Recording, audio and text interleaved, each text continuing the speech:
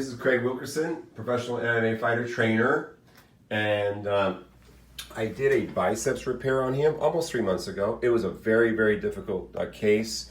As you can see, I have an additional incision up here because the biceps was all bundled up very high. At the time of surgery, it was firm, hard, fibrosed. It was like a big balled up tendon. This incision was made so that I can get into it, pull it out. You can go on my Instagram and find the actual case, and then I attach it back to the tendon over here. It was extremely tight. I think some people probably would have given up even trying to do this.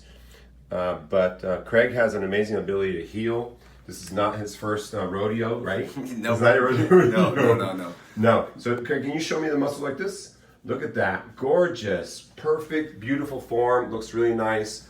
It's supple. It's not hard like it was.